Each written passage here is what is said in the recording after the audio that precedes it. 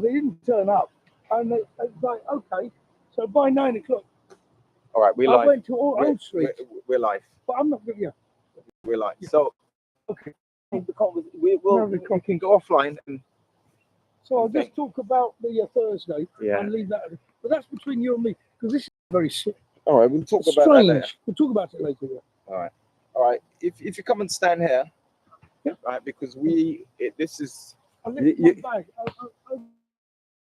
want to get to see my bag there, yeah. so that no one walks off with them. Yeah. So I could be looking that way and someone take it. Yeah. Oh, I'll put my phone up. I don't want to phone calls.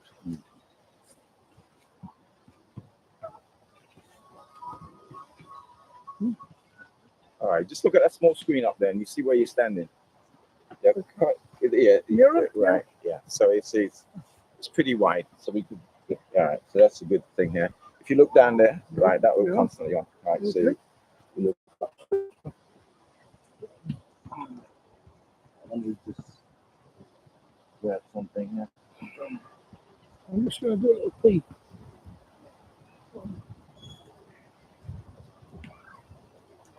Right.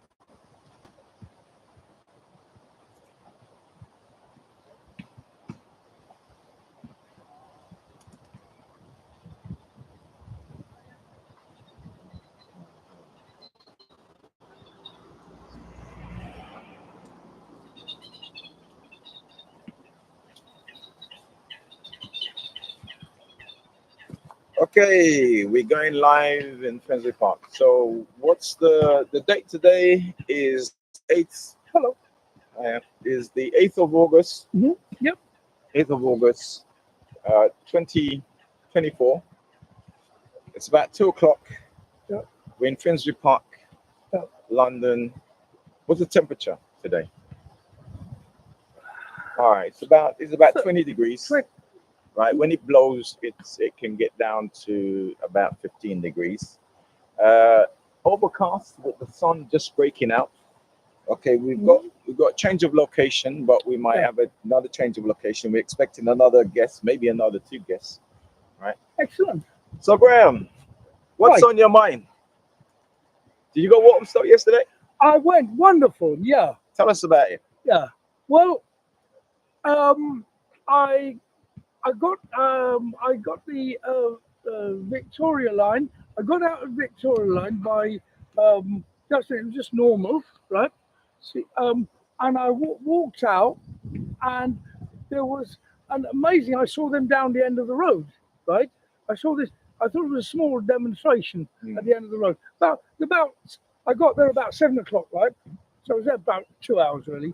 So I went up and I couldn't go any further, right? And then I noticed it was enormous, and people were telling me it was huge. It was absolutely massive. Now, what was huge, and why did you go down there? Well, I went down there to stop the fascists and to protect the community, well, either the mosques or temples or food banks or. All right, tell me, what was the whole event about? Why did everybody decide to go down there? Well, I think enough is enough, isn't it? And basically, we've had to do this recurringly to make bigger numbers for the fascists, to say they're not the majority. So it's really the anti-fascist movement on the streets, from the times of Rock Against Racism, which actually stopped it, and it looks like it has, because these bullies, right, go down to small places like Plymouth and Middlesbrough and that, and terrorize people there, and they get huge publicity. It's like kicking a chihuahua. But going to London, Birmingham, Bristol, Newcastle. It's a bit like trying to kick a Rottweiler. It's a real battle. So All right. the bullies being cowards didn't turn up. So tell me, how did all this start? Tell me the beginning. How did all this start? Why did you have to go down to Walthamstow yesterday? What was the? Well, it's on the media. I mean, it's an open secret. Everyone knows. I mean, the far right, have always dreamt of their so-called race war, right? Whether it's the far right of the Tory party, that seems to be nearly everybody now in their little rump that's left, right? Or the Reform Party, seems to be the same as the Tory party, right? Or Tommy Robinson, who seems to be the same as the Reform Party, and all these Andrew Tate and all these other lunatics, whether they're misogynist lunatics like Tate, or whether they're or whether they're white nationalist lunatics like Elon Musk, all these people, right? Because I noticed when I went to Saturday before last, I was in the middle of this. Sorry, tell me that again. What day was that? That Saturday before last, because last Saturday I went on the Palestine demonstration, Right. which was 100,000 people, but no one knew about it because there was no reporting. Mm. It was huge and very peaceful. Not one arrest, Mm. right? Zero. And it wasn't reported due to the hidden agenda of the media. So Tommy Robinson, where were they? Who? Tommy Robinson. They never turned up. No. You said you were in the middle of a Yeah. thing protest. It was an anti-fascist demo, and it happened around the country. I didn't. I've heard about it this morning, being around the country. I phoned up a friend of mine. Yeah. In Bristol while I was there in the demonstration, right? And I said, I'm at a massive anti-fascist protest, right? And it's just enormous. And he said, so I'm in a huge anti-fascist protest in Bristol, and they haven't turned up. And this morning, I'm listening to both Radio 4, the LBC News, the Times Radio News, and all the and I heard about this overlapping stories that in many of the big cities, right, the fascists had a no-show. They failed to turn up, and there were huge anti-fascist demonstrations, like the one in Walthamstow. That was yesterday. Yesterday evening, yes, Yeah, of course. yeah. All right. So how did it all start? Did the 3 kids that got killed in Southport, right? Remember those 3 young kids? And it was rumored that it was done by a migrant.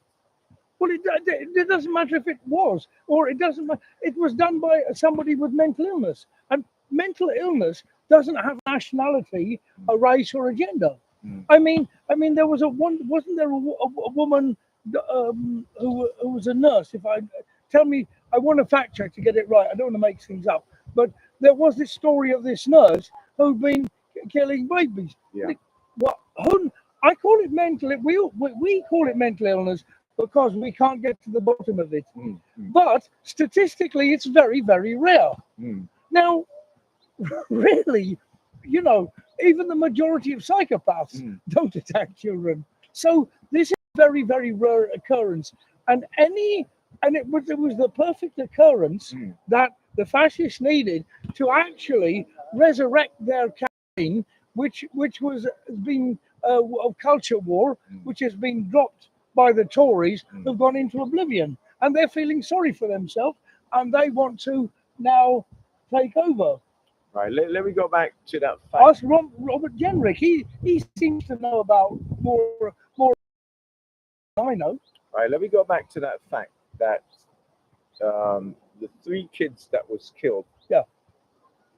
The fact that it didn't matter who killed them, whether it was a migrant, right, or whether it was somebody from Africa, or whether it's somebody from the Caribbean, or whether it's somebody from the UK, whether they're white, or somebody from Mars. Yeah, or whether they're white, black, pink, immigrant, or what have you, there is no reason to go rioting and burning down and burning police cars and smashing up the place, right? That But is I've heard for a long time on the underground, Mm. people who are semi-racist have told me in a sort of threatening, warning way Mm. that it's all gone underground. They've said, you know, pretending it's nothing to do with them, but I can see where they're coming from, Mm. and they say that the race war is coming, and I've heard this for a long time, and obviously. When somebody says these things in this metaphor way, they're unpleasant people. You don't have to have a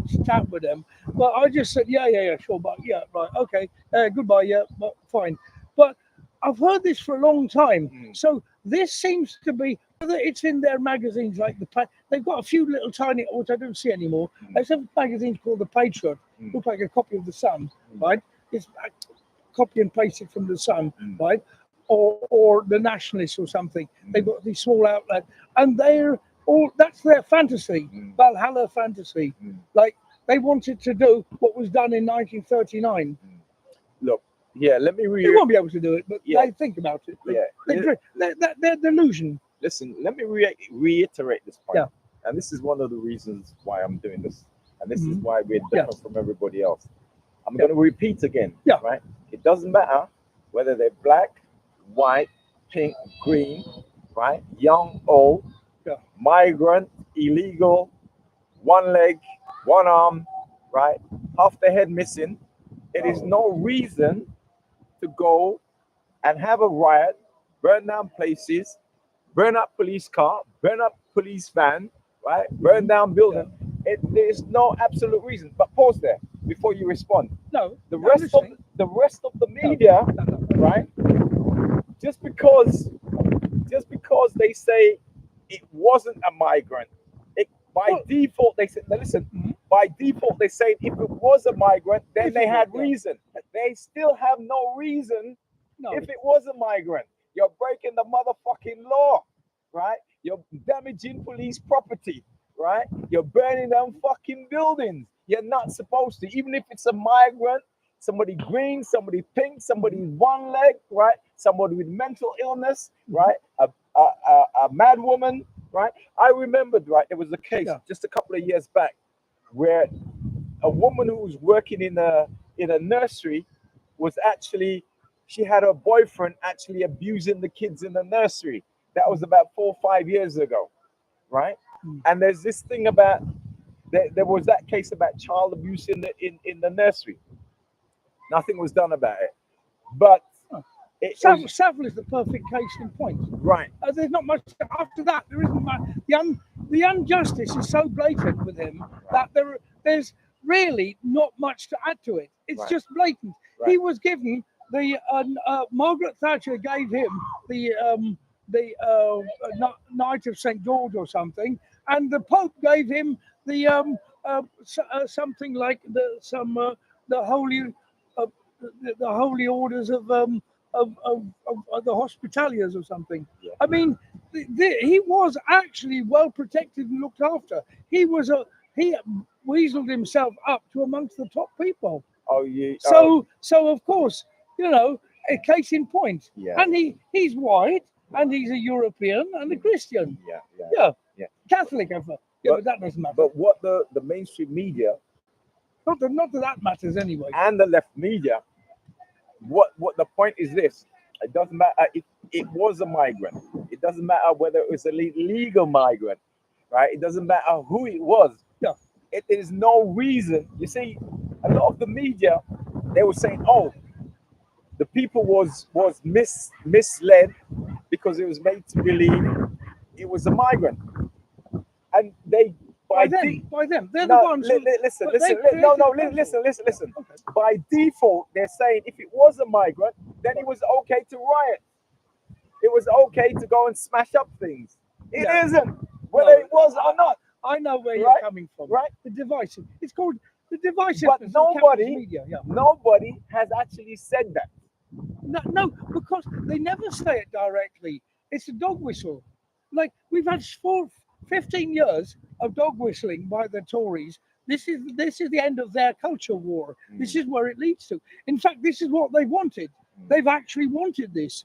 It's not just Suella Braverman who wanted this, or Nigel Farage, or Elon Musk, or that idiot who might not have wanted it, but what useful idiot that went along with it, called Rishi Sunak, right? Who's is more like a sort of more interested in making lots of money. But he went along, he promoted, he either swept up with the fascism or he promoted it. But it's been in British colonial history. In fact, you go back a long way. Basically you're going back to the East India Company that robbed and looted India. You're going back to Winston Churchill, who's starved 3 million Indians in Bengal during the Second World War. You can go here, and it was the same Winston Churchill that actually, when he was young, wrote about the concentration camps that the British government was putting Afrikaners, Boers in. South Africa. White Afrikaners, Yeah. poor white farmers were fighting them. That was the first concentration. Camp. Hitler didn't get his ideas from nowhere. Yeah. The concentration camp ideas came from Britain in South Africa. In South Africa. The ideas of sterilization came from the 1920s in America, when the American population was sterilizing poor women. That wasn't a racial thing, but anyway, it's really that's the ideas, and all he did is put those ideas together in a concentrated form. Isn't that what they were doing to the Aboriginal women in Australia? Yes. Yeah.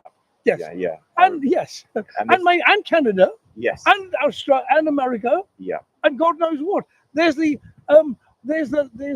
March of Death, which is very famous in America. They probably, most American school children have probably heard about it, but just like here, they're not taught anything.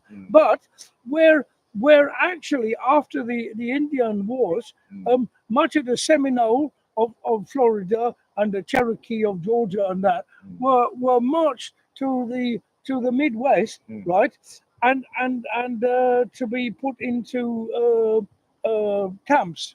I've forgotten the name of those camps, because when you get into an emotional state, it's very hard to think logically. So it's hard to put my university hat on when I'm putting my radically angry hat on. Now the thing is that they were marched there, and many of them died. Right. This is part of the manifest destiny that the American capitalist myth is made on. I call it a capitalist myth because I don't really like the paintwork of nationalism on top of it, because British capitalism is different from the Britain of trade unions and Karl Marx in his London, the Central London Library. So or Friedrich Engels working in Manchester. There is a different. There are different societies everywhere, right? So it isn't black and white as the media paint it out to be. Right. Now let me go back to yesterday and down at Walthamstow. Yeah. Before I go back to the big lie.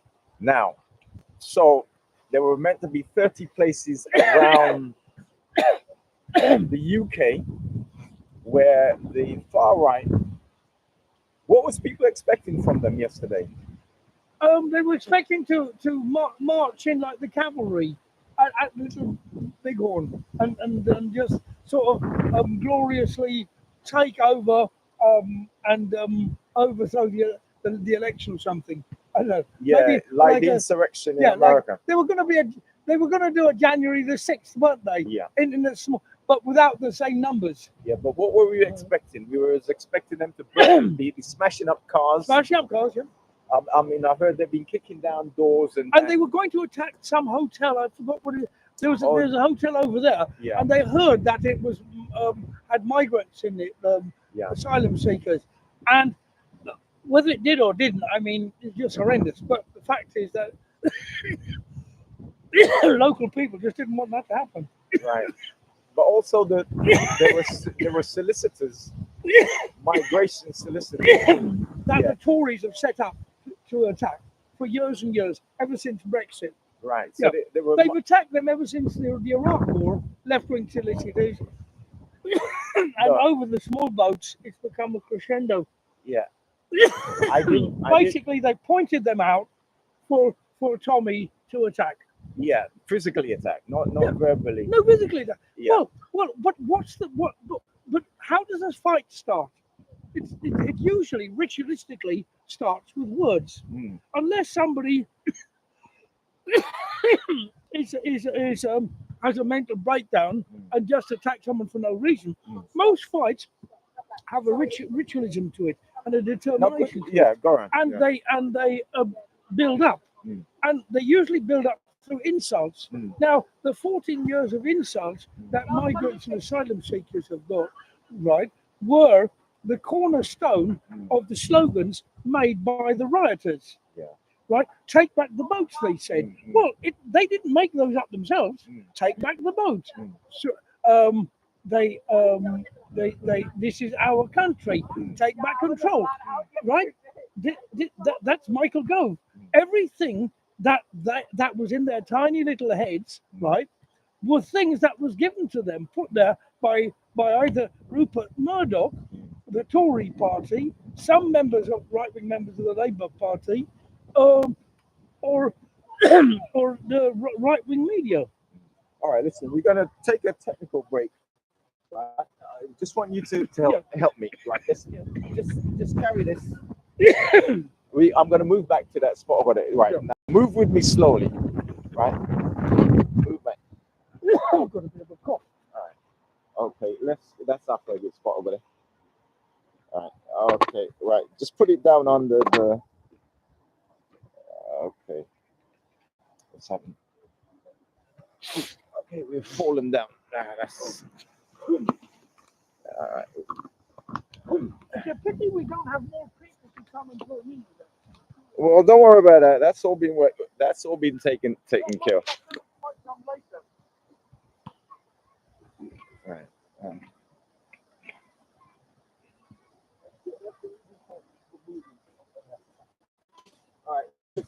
There's no pause or cut. If you know about the stage, you got to keep on.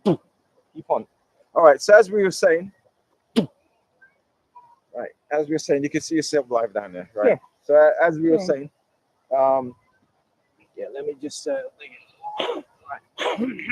Okay. So yesterday now, we were expecting about 100 different areas to have these far right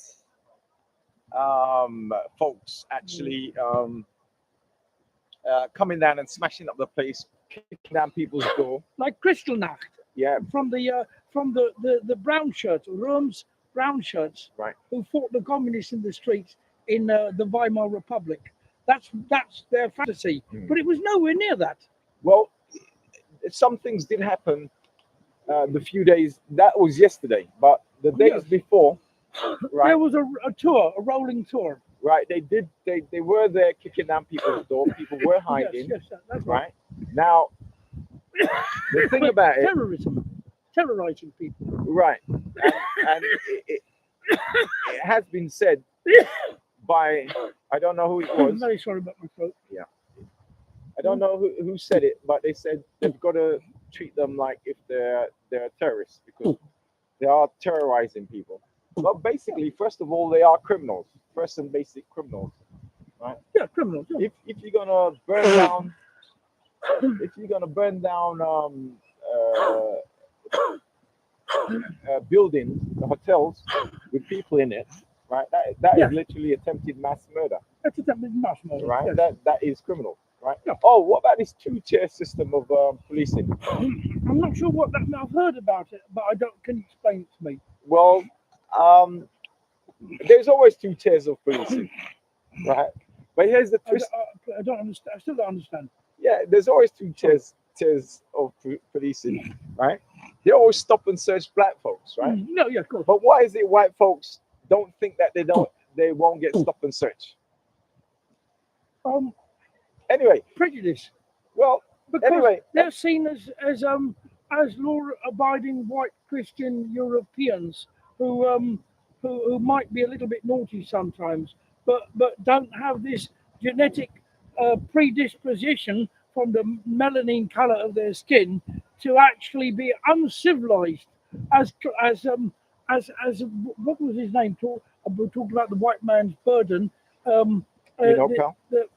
Who was that? Pal? To be a man, my son. Oh, I don't know. No, he was a writer, Yeah. a very famous writer. Okay, let me just double check. Yeah. No, no, no, no. Let's see, who was this writer? Anyway, back to this two-chain of police, right? So the commissioner of police was very angry. I don't know whether you saw the news clip where he actually he knocked somebody's microphone, and they decided, the whole press thing decided, and the right-wing press decided to have a go at him, right?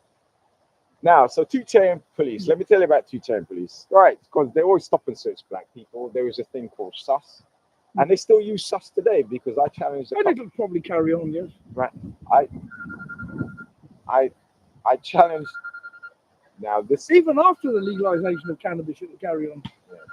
now this is, now this person is calling me his mentee here, right? And this is the thing, is that they don't think that because I'm broadcasting, I would stop broadcasting to answer the phone. Now this is the thing. Once I'm on, this is live. This is not going to be edited. This is what technically. This is why I do certain things. The signal might cut out. It'll cut back in because I'm using the mobile network. Right. Now back to the two-chair policing by the police.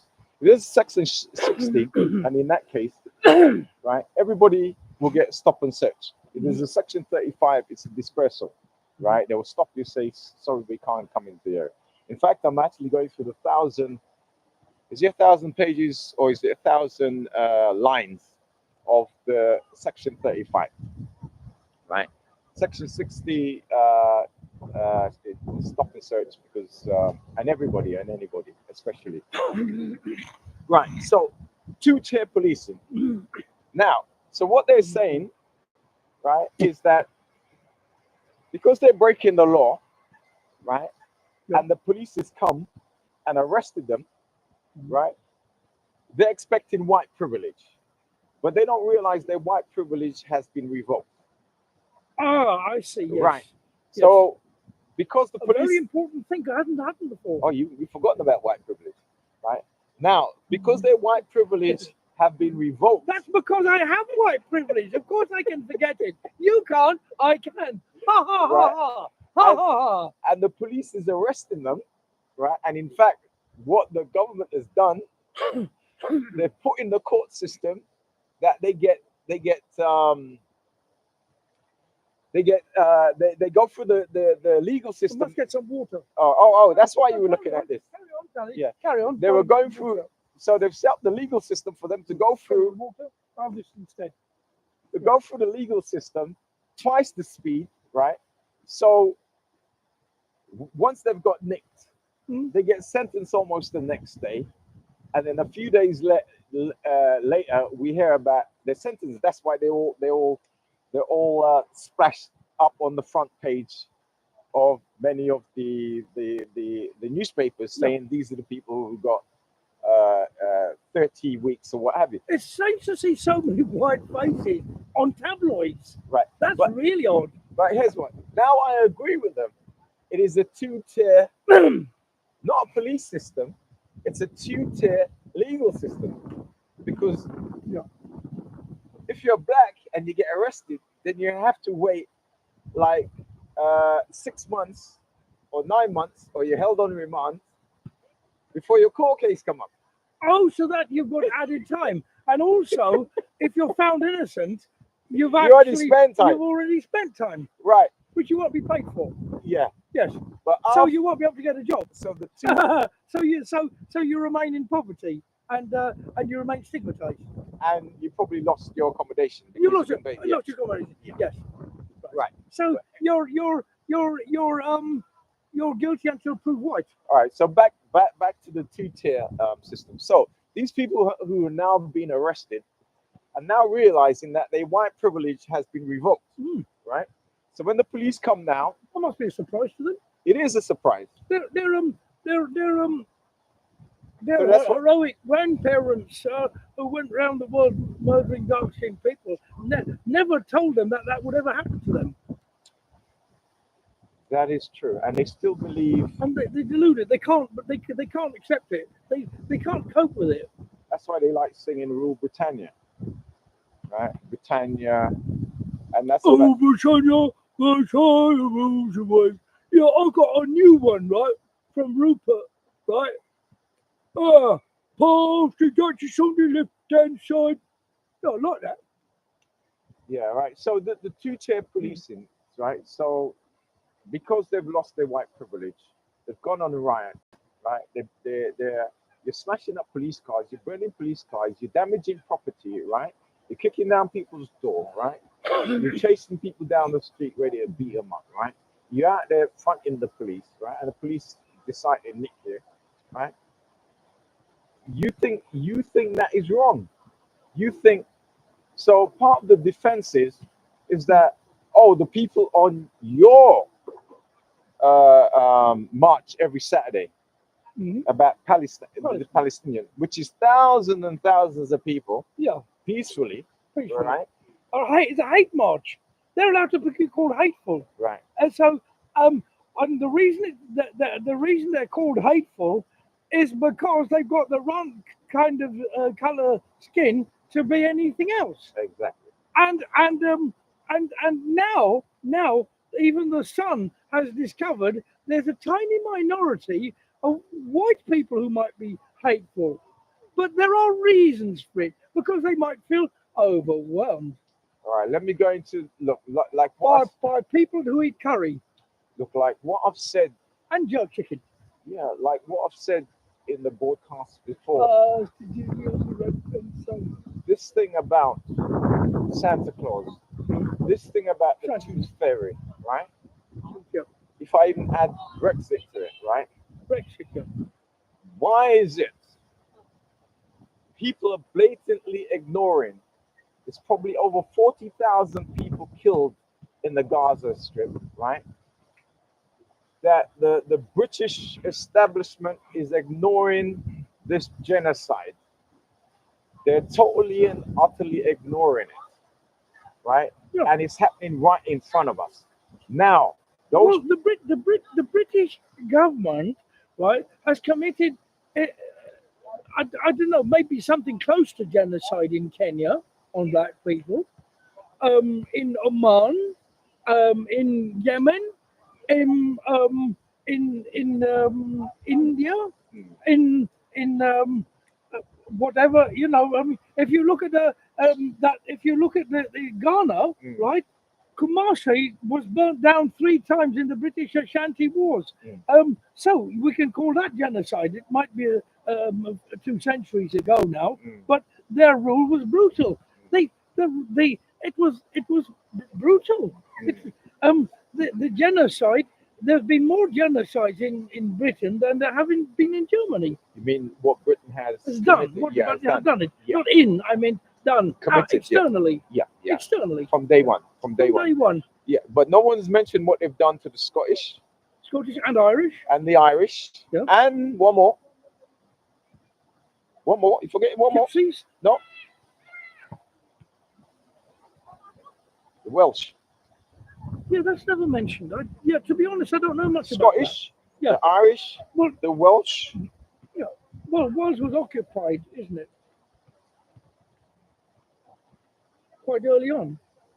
There's still some Welsh terrorists out there that remember they're burning down holiday makers who Oh, buy Glendower. property. Yeah. They're burning down people who buy holiday lets in Wales. Yeah. You remember that? Yeah, but I don't know. I just find it a little bit odd. There's the Doesn't Welsh seem quite language. right. Clyde. It doesn't. You know when Arthur Cargill helped the Welsh miners to Mm. on in this trade union battles, right? Mm. There was a kind of understanding of political oppression and that, but some of this ethnic nationalism just seems a bit iffy. I mean, yeah, it's a I'm bit. talking about ethnic nationalism. That No, great movie called Braveheart. Braveheart. Well, that's a romanticization. It was based on you know, the horrendous British occupation of English occupation of Scotland and the forced union and that, which was brutal. But what they've done is they've um, they've actually turned it into something romantic, and it wasn't romantic. It was something depoliticized. They Yeah. basically depoliticize, and that's what ethnic nationalism does. Yeah. It depoliticizes something. You see, there isn't anything, there isn't anything wonderful about being black or about being Muslim or about being anything, because being oppressed, right, is not wonderful. Mm, It's horrible, mm, and fighting back is actually horrible, but it's a horrible necessity. mm. But I can understand why people want to big themselves up and glorify it, but they're going down the rabbit hole because they're in a no-win situation. Really, the the oppressors can afford to glorify themselves, Mm, mm. right, and live in their fantasy world.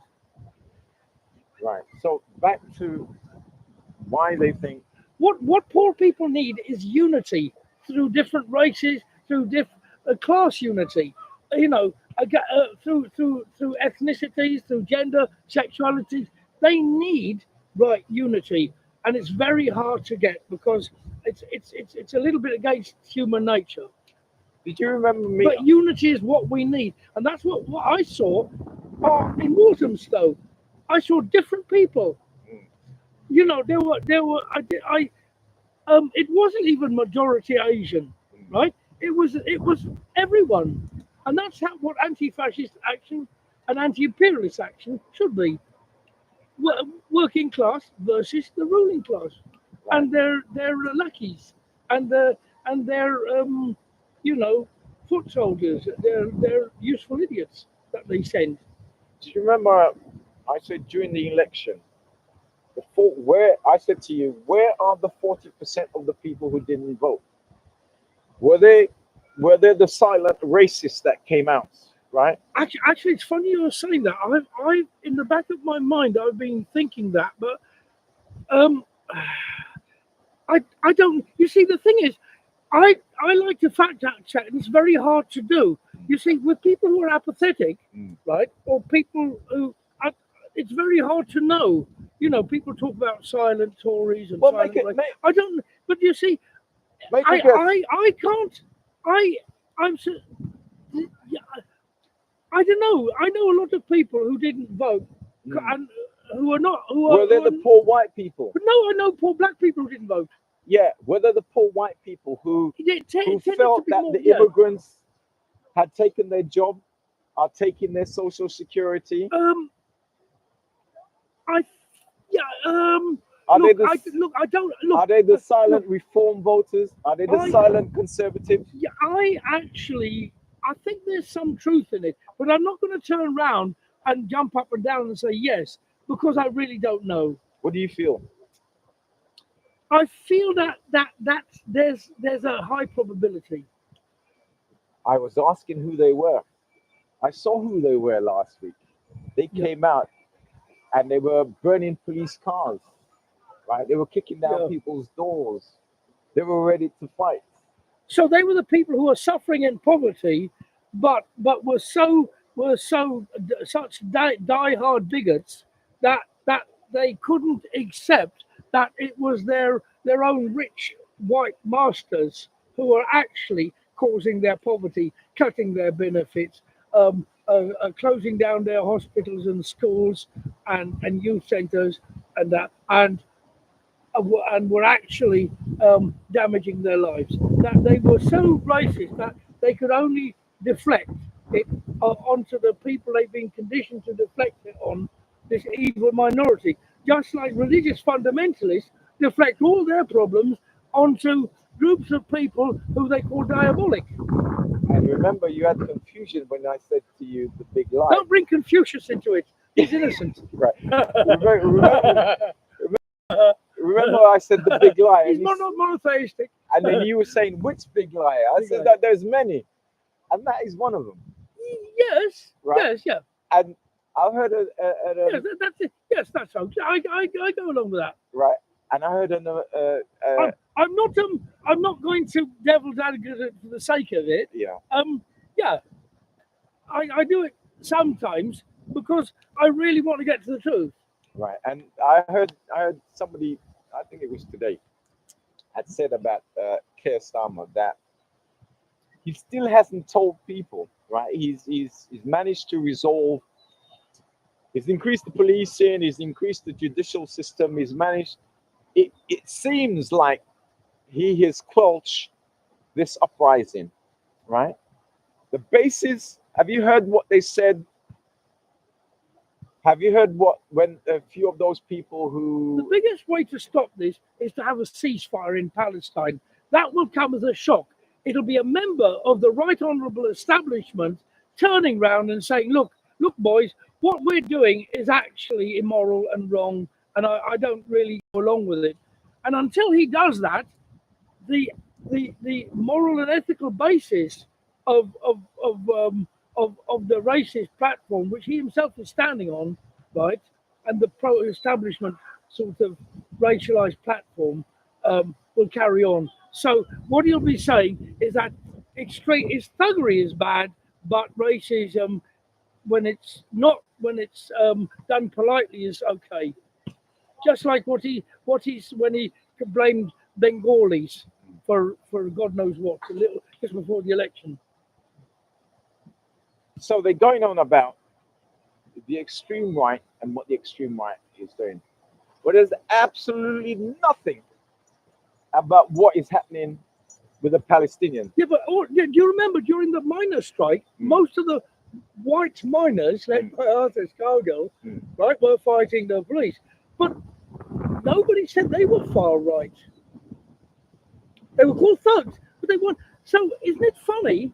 Isn't it very strange, right? So so actually, working class, when working class people in Bengal are rising up against their masters, right, right, and their dictatorship, they're both the same skin color, but there still is always some kind of divisive element, even if it's not racial. There's got to be some kind of divisive element which the rulers use to divide people.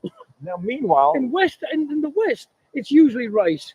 It's visible. Now, meanwhile, while Britain is locked into this unrest, right, with extremists, right? GPs are so fed up; they're either going to leave the country or go on strike. So the people who are very poor, whatever colour they are going to be waiting very long for their medical appointments. Yeah. Really, what Keir Starmer needs to do is become put on a Jeremy Corbyn hat and tax the rich, the super rich, and redistribute wealth to actually give us a future which we deserve. But if he's not going to do that, we'll carry on with the poverty, and then I don't know if it'll be race riots, we'll see other riots. They won't be very nice, whatever they are. So meanwhile, while Britain is caught up with this race riot and extremism, right, and people burning police cars, right, and trying to beat up people and trying to smash down doors, trying to burn down hotels, and trying to burn down solicitors' office and what have you. The Palestinians, left-wing solicitors, not right-wing solicitors, left-wing solicitors, right, which they were told to do by the Brexiteers.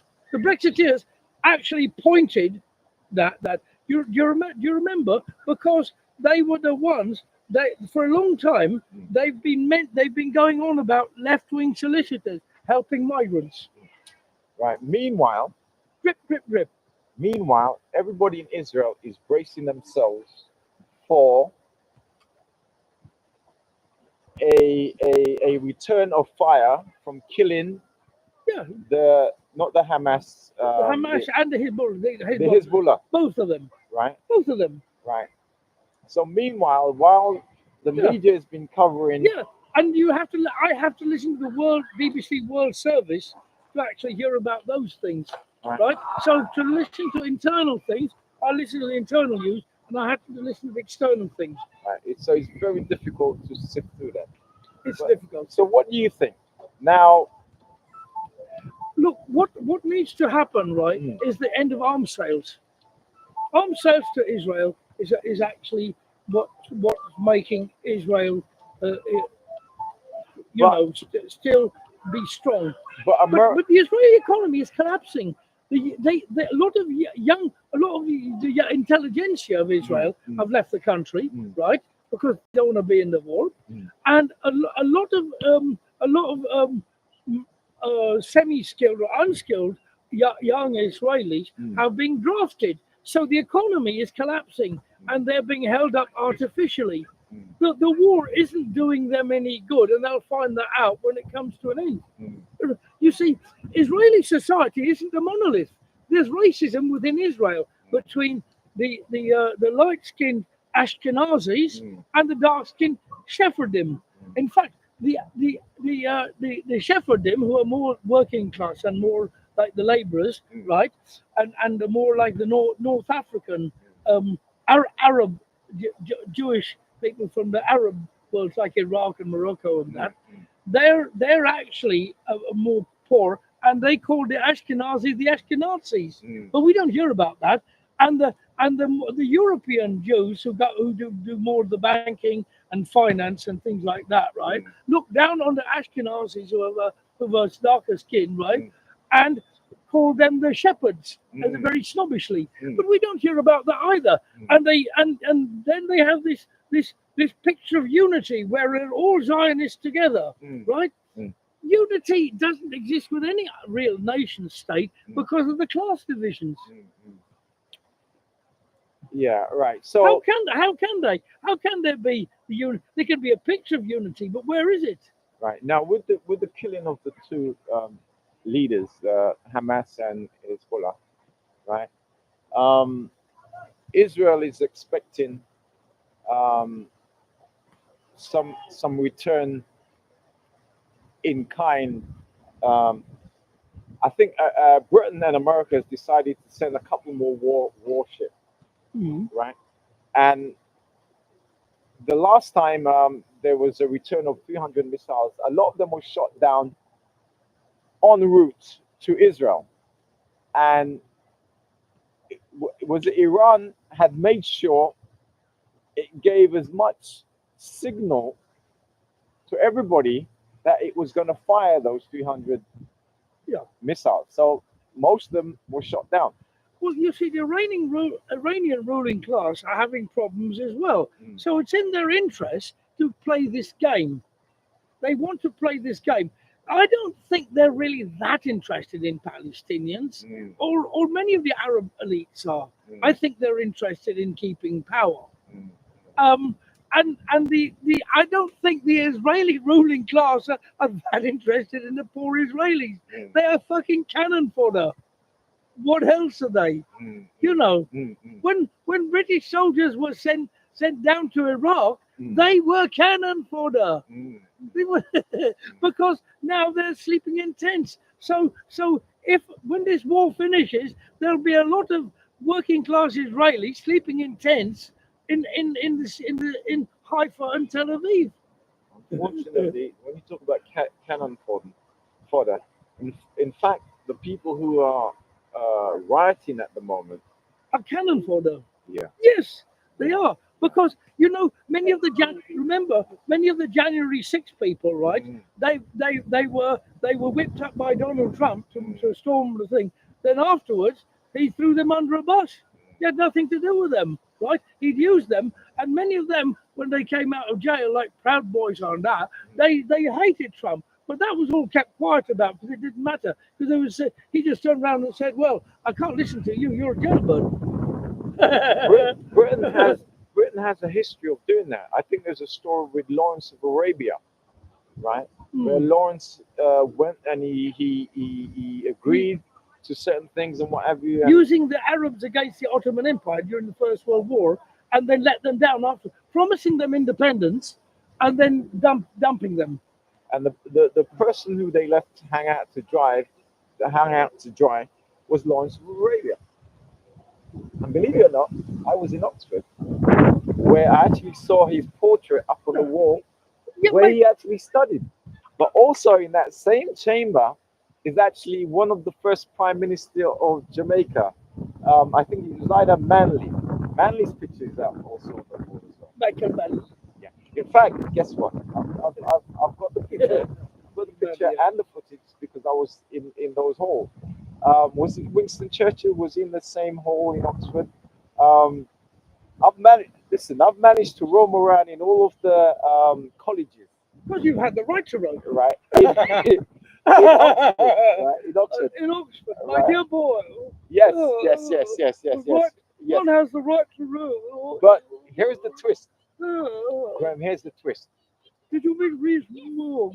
We were there educating the people in Oxford, right? Rather than being educated. Yeah, but you have to wait until they've got no cocaine left before you can educate them, because once they've got a few stashes left, you won't be able to even talk to them. Do you know what we were educating them on? Like a drug awareness, No, Black history. Black history. And That's why it didn't work. and there's a book. Drug awareness may have worked, There's a book. possibly. There's a book a dear friend of mine has written, and it's called Untold Story. And it was about the first black people that went to Oxford University. Ah, yeah, Right. that might have been nearer Right. to their heart. Yeah. And we had privilege to go to one library, and the guy who was in charge of the library, not one library, went to many libraries, but I was there to take pictures of the library, and the head of the library was there. Advertising plenish. Yeah, the head of the On library, LBC. the head of the library was there, and I was taking pictures, and my girl was actually there interviewing him, and then a couple of the students came in, and they said, "Oh, you're not supposed to take pictures and what have you." Yeah. And the head of the library just exploded, right? Like, think I'm in charge of this. I've got the right and everything. And this is what I've realized. He was from the Netherlands, right? All in orange, right? Orange, yeah. When the William. no when they do the Olympic when they had the Olympic over there, they're all in orange, Netherlands, right? And what language do they speak? Dutch.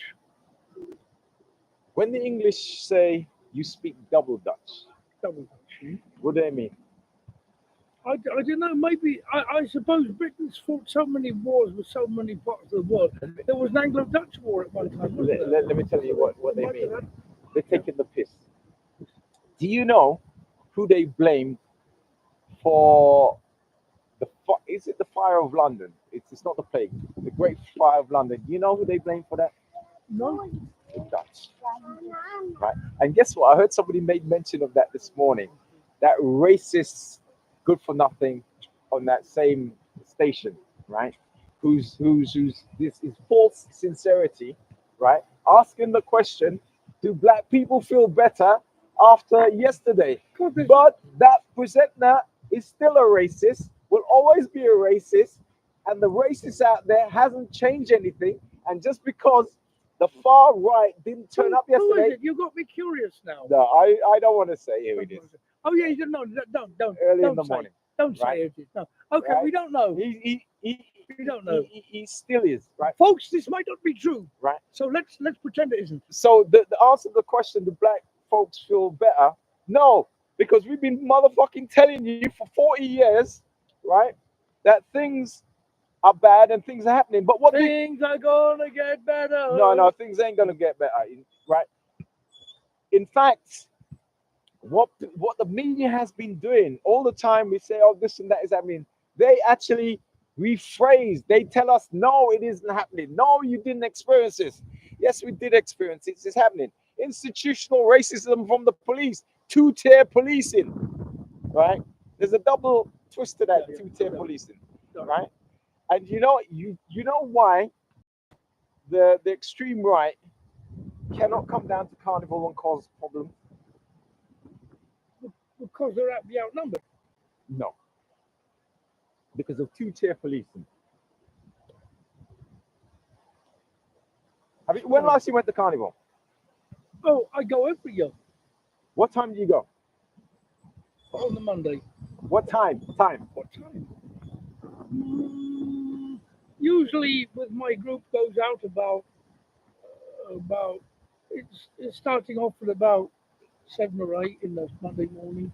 AM. Off at about AM, yeah. What time does your friends come down to Carnival? I don't know because we're kind of organised into a group, so we don't. I'm trying to get to a point there, right? Okay. You don't go through it. No. But what does every other member who comes after the people in Carnival? What do they go through in order to get through Carnival? Get into Carnival? I don't know. Security checks. I've never. Have you not heard? No. Have you not seen? No, I've only been there as doing some as a performer. All right. Okay. All right. I'll stop the quizzing. All right. Let me tell you. Yeah. I'm not inviting them down, but let me tell you this: the tactics that the police actually use in riots, they actually practice at Carnival, usually when it gets dark. Oh, I've seen that. I did see that. I saw that. No, you don't only see it. You also know it. No, I know. I saw. Yeah, you know it. I was right in the middle of it. I saw this happening. It was at Westbourne Park station. They weren't allowed to go to Notting Hill Gate, so they walked round to Westbourne Park, right? And they were. It was blocked. And Graham, they were and had the right shield and the thing. They were pushed. This is where they. And then when they left quietly, right, because they knew what was going on, they walked off, right. The police were following them, right, and they thought, oh well, as long as we walk away, we'll be okay. No, the same riot police actually broke off, so that there was another group blocking them the other way, hoping that they would actually have a punch up because they were kettles. This is where they practice their technique. And they did it at night. At the end of Carnival, every year. I saw this at Westbourne Park because a lot of the time I've been walking towards the other stations. Not only do you know this, you know it innately, and you know it so innately. When I asked you the question, you couldn't even remember it, not until I reminded you it. Okay, that's at the end of Carnival, right? Yeah. Now the question I was asking you was when you come to Carnival, right? But because you go to Carnival early, yeah. You do not go through the security check that the police has. No, I don't. Right? They almost got armed police at every check, right? And as you go through, airport style, as you go through, they're standing there watching you. As you take out all your stuff and you put it into the but listen, I'm going to tell you something, right? A couple of weeks ago, I got a very hot day. Yeah. They were having some kind of festival here, all locked off and that, right? But this day, it could have been a Saturday, I was going past on that 29 bus, right? Yeah. And I saw so many police. It looked like an occupation. I thought it was the West Bank. I saw so many police, right? And so this place was turned into a kind of a Notting Hill, army encampment. There was helicopters, everything, and then just for the festival, it was a hip hop festival. I mean, I wasn't going to go inside because I don't really like hip hop, but I was just amazed at the way they were being treated, and it was just ordinary people going to a music festival. Let me make a guess. They look like paramilitary style. Yes, it was scary. Look. I didn't get off the bus. Listen, these paramilitary outside there, all the way around. The bus went around. I saw them all around, and it was incredible. I thought this is not Gaza. This is Finsbury Park. And I don't even think they use that technique with the right wing, the alternative. They haven't even used that technique yet, right? No. So if they come down Carnival, That's what you're going to expect. And that's why they don't, because they don't want to have that, because they haven't had it, and they don't want to get it, and they're scared that they might get the same treatment. I saw a picture. Oh, I see. Online. Now I got it completely. Yeah, I've got it. Look, It all makes sense. I know a lot more about policing, Yeah. and I see a lot more, and I've been involved in one of the biggest events in this country. It's called Carnival. 1 million people. I've been involved in every section of that. Right now, back to Well, yeah. But let me say at this point, right, that I have really got some. Although I'm a bit swarthy, I've really got some white privilege. So I've had some discrimination, but I haven't had the full length. And as I get older, I realise that the darker people have the very different experiences they have that make their whole life very different. In fact, there's never-ending discrimination and very heavy, and it gets heavier and worse towards people with a darker skin color. So I can imagine that you and I will be having, quite different experiences in the way we're treated, right? And that's not to say my experiences have been very good, because I've always been on the left, a bit troublesome. But I can imagine that your experiences were bad, even when you don't do anything and you're having a nice party and you're laughing and joking. You probably won't be treated well. And then if you actually get a bit surly, it will be horrendous. Let me tell you something about a group I belong to, who has. I'm talking about policing. So this is white privilege, and I'm owning up to it. In in the 80s, I wouldn't have known that when I was young, but yeah, it's true. Right. In the 80s, the London Transport Police, there was a certain police group of policemen who deliberately picked on black people. Yeah. And there were black people who only like a few years back got released because they were falsely put in prison by this police officer. Right. And I don't know if you can remember, there was about 4 guys from Brixton. Their parents just died, still believing that they were guilty of a crime. But because the police officer had died, they decided to go into the case and release those people. But a friend of mine, there's an organization I belong to, has managed to get London for their sins, for the London Transport sins, of fitting up black people in the 80s just for being black, right? Yeah. By the London Transport.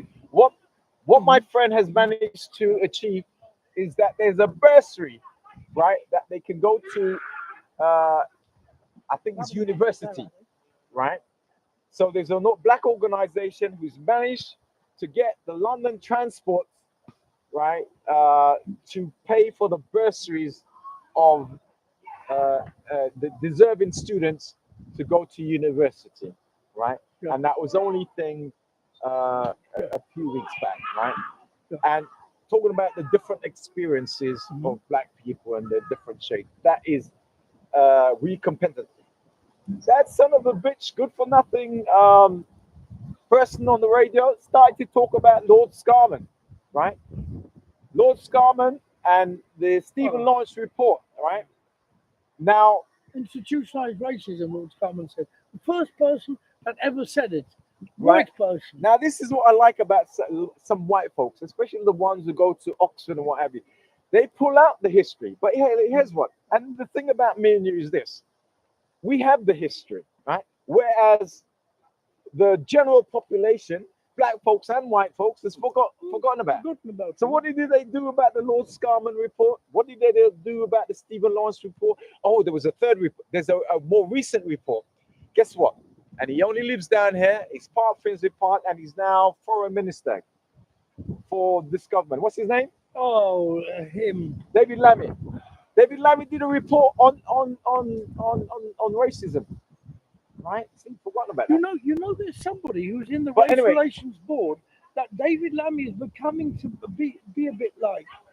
He was known for a long time in the race relations industry. He's a presenter now. He's so racist. Oh my God! Oh, I don't know who that is. Not Tony Storr. No, he works in the race relations industry. yeah, that's where it's. So Tony Stewart, Tony Stewart, and there's somebody, and there's one of them. I know. And So there's- anyway, yeah, and there's back to another those one as three. well. Back to those three reports. Oh, they are complete traitors. Yeah. Traitors. Yeah. Traitor. Yeah. Sewerage. Yeah. Tony Sewerage. I know him personally, right? Oh, Yeah, I do. did you have a bath afterwards? I had a fight with him. Anyway, back to Who the. won?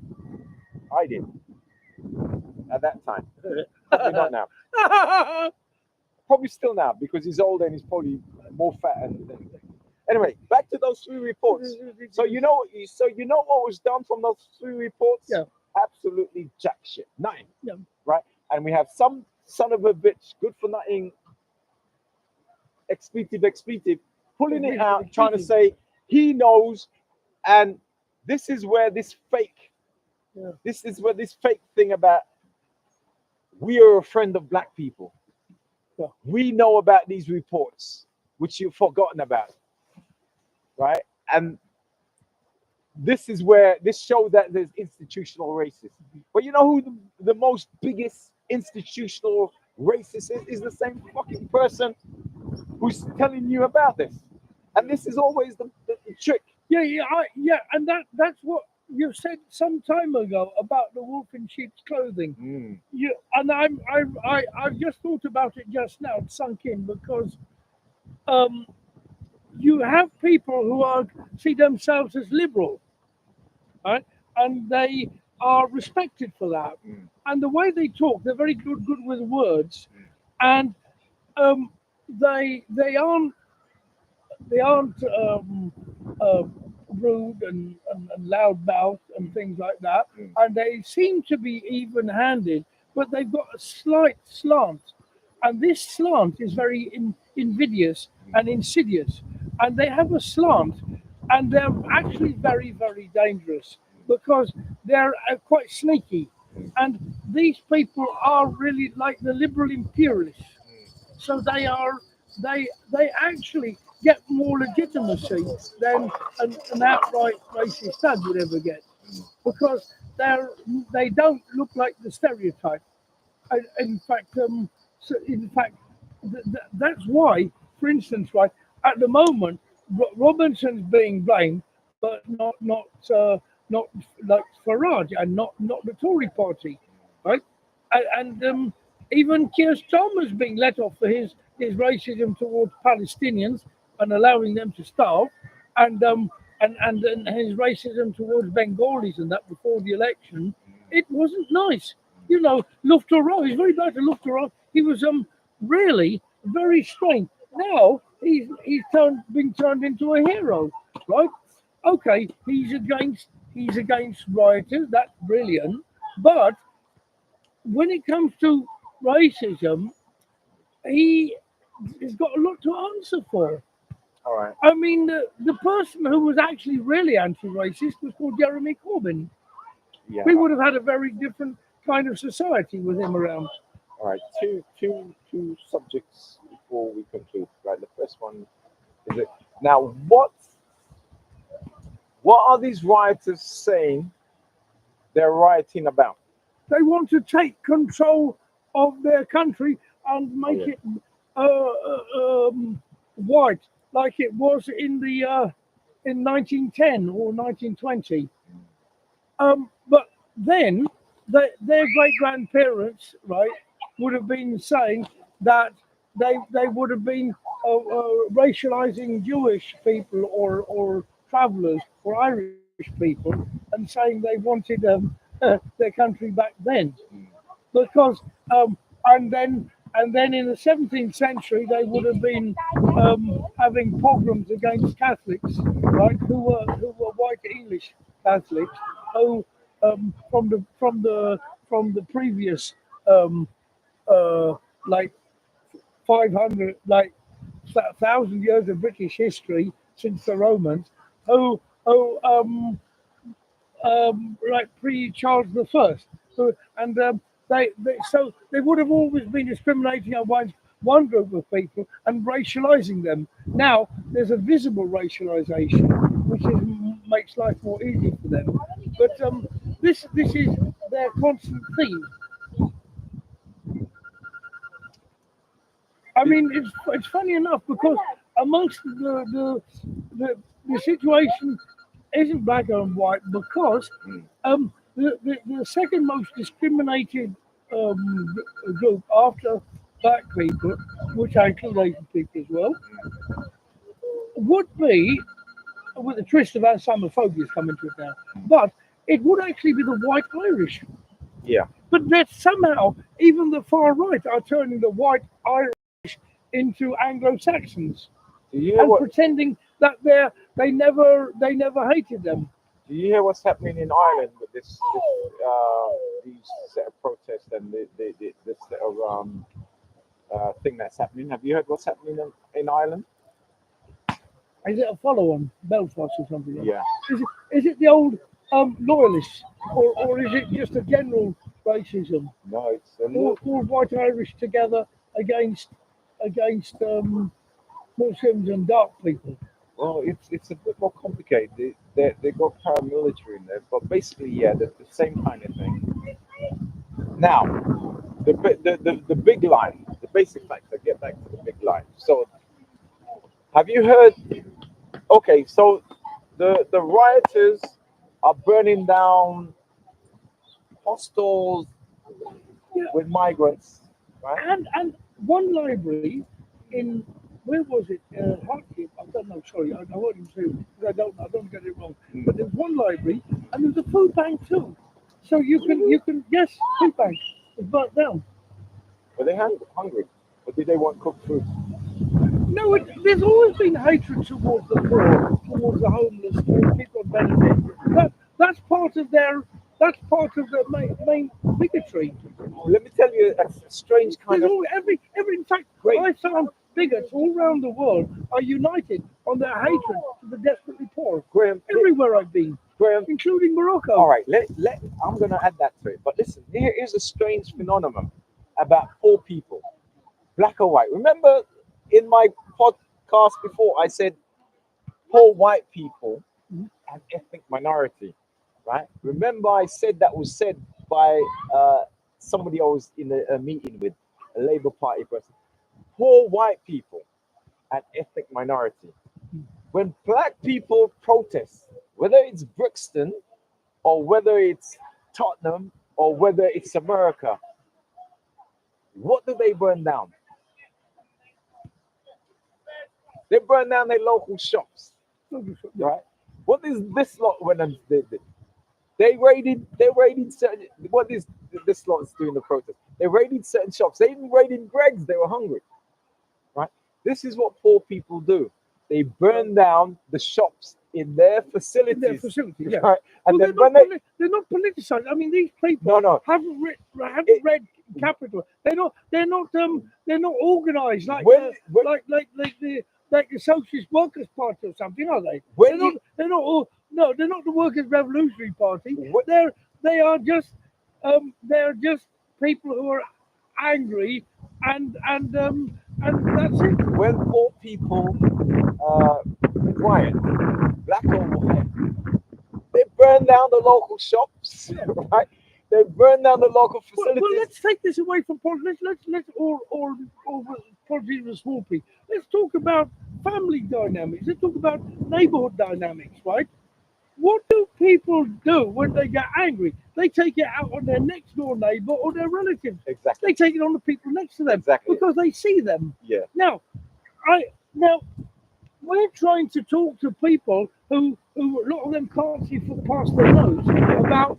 We're trying to go from include the large things to the small things. Yeah. And that's quite a difficult thing to do. We're trying to weave a narrative. Yeah. And a lot of people will understand what we're saying when we talk about something which is close to them. Yeah. But when we talk about something which is far from them, Yeah. they'll be very confused and maybe bored. All right. Now let me get to that point where I was trying to push you to get to the big line, right? So when those people were interviewed, the ones who were protesting, right? What were they burning down? They were burning down the immigrant facility, right? Yeah. All right. As they were told to do by the swell of Bravmans of the All Tory right. Now, party. whether you heard what they have said, because a couple of them have got interviewed, right? Or whether you derive from what they said. So what do they believe has caused their problems in life? Small boats. Yeah. People in small boats. People who are coming over here, taking our goods, All right. Now here's my point of view. What is any country's and having sex with our rabbits? What is any country's biggest assets? We're not talking about Dolly Parton here. What is What is any biggest country's biggest asset? It's gold reserves. All right. I'll give you a couple more guesses.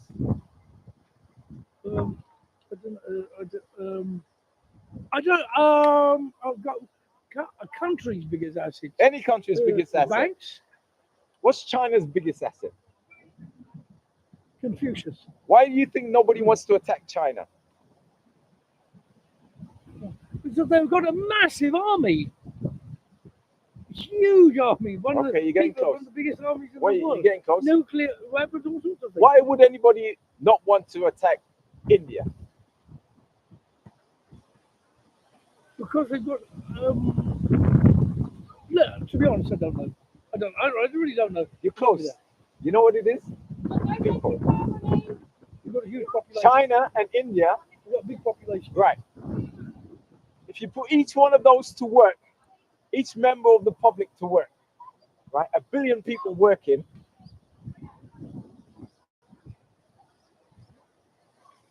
The economic, them working, each person is an engine, economic engine, right?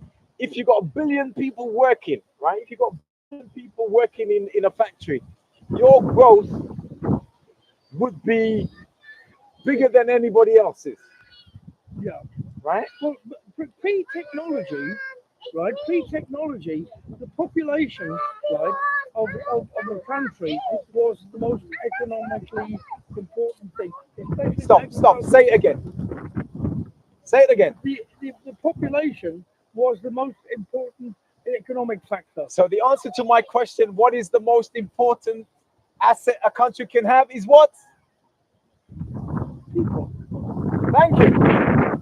The more people you have, and you knew it. I slapped it. You knew it. The people. You knew it.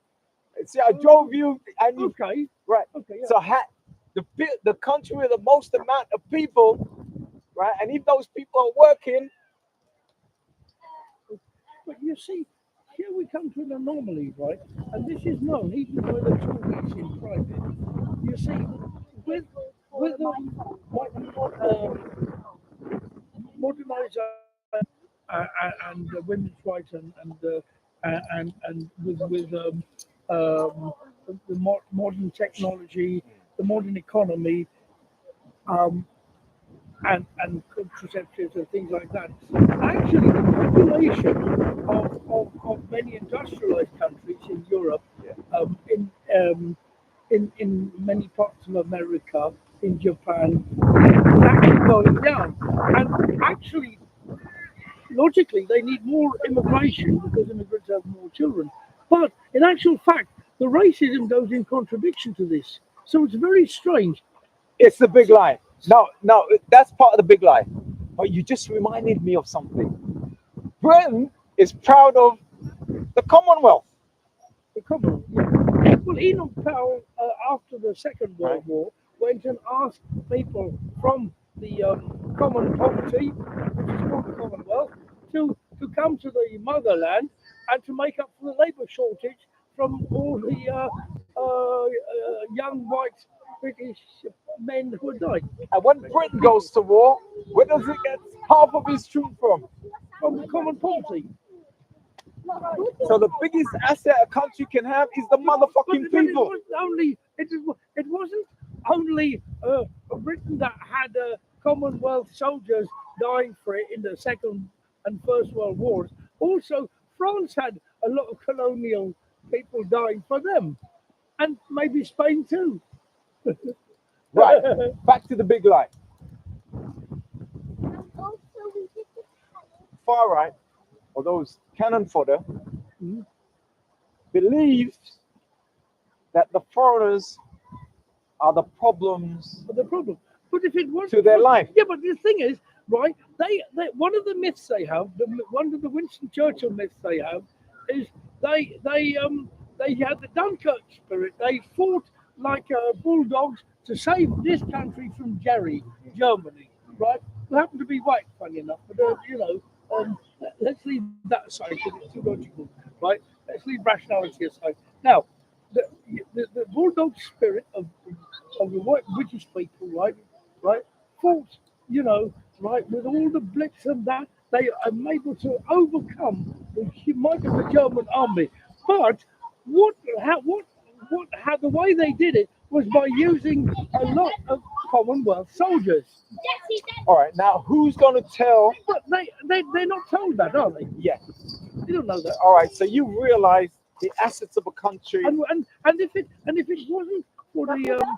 wasn't for the African and Asian and Irish soldiers, right, and all the Polish free forces and Jewish free forces and what have you, right, that actually made up their army, navy, and air force, Britain would have been occupied by Germany.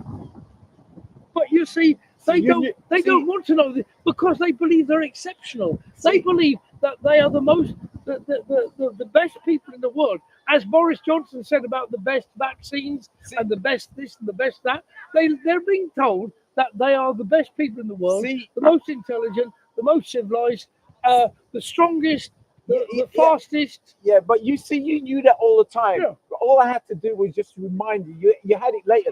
But here's what: who are gonna tell those people who are rioting, just like Brexit, it's a lie, what they believe in? Nobody is. Like Santa Claus They're not going to. and like the Tooth Fairy. Nobody. Who's going to tell them? Nobody, because even the ones that come out of jail will feel very embittered. They won't have learned anything. They'll carry on the same ideas. No one will educate them because the people who should educate them are the people who are manipulating them in the first place. Keir Starmer's part of this manipulation. He's not going to educate them because he's part of the establishment. He wants them to remain in ignorance. He might not like what they do, but he certainly likes something about them. All right, okay. All right, let me just go over to America, and so that will be the last subject. Have you watched Kamala Harris and what's Her his running name? Who's mate. the new what's his name? Anyway, Schultz or whatever. Yeah, Where? his new running mate, From Minnesota. Yeah, Minnesota, from the Midwest. right. Family guy. Have you seen any? Family guy. He's Yeah, a coach. yeah. He's a coach. He's the coach. Yeah, I football. Yeah, he's an all-American guy. yeah, he is. Yeah. And he's got guns. And he wears yeah, the hat. he's a wedding. Yeah, he's kind of Rootin', shooting, rootin', shooting, tooting. Yeah. You know, yeah. He gonna get them win over the Midwest vote from that Appalachian guy, from that J.D. Vance. He's gonna get the Midwest vote, and then Kamala Harris, or as Trump has gone into saying Kamala because he can't spell. She gonna take the California and the West Coast vote, the big cities, and they're gonna wipe the ball with that Trump guy. So they think. Remember what I told you from weeks before. It's going to be funny that we have a public prosecution as Prime Minister, Keir Starmer. And the public prosecution as Kamala Harris. Hey, Like the font says, hey. That's why I do this, because I can Hey, see the future. Hey. All right, now we're in August, right? Anything exciting? Anything that's happening out there? Carnival's coming up. That's going to be exciting. What do you And that'll be more exciting. Actually, it'll be more exciting. It'll be bigger, more exciting, and more friendly, and more political, more solidarity because of these far right problems. It'll actually bring people together a lot more.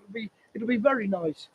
I think everyone should just put down their prejudice and go along there, even for a little bit, and enjoy the togetherness And that they're going to get. and I might just carry this live stream around Even if with the me. weather's bad.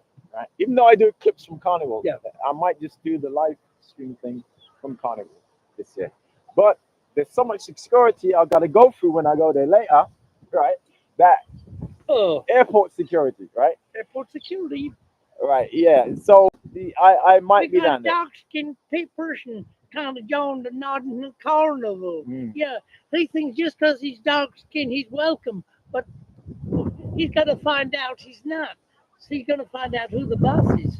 So we're gonna make him feel a bit bad. We're not going to make him feel bad forever because you probably won't. But we're going to make him feel real bad at searching him. Yeah. All right. So on that, it's goodbye from him. And goodbye from him. Hey, I would like.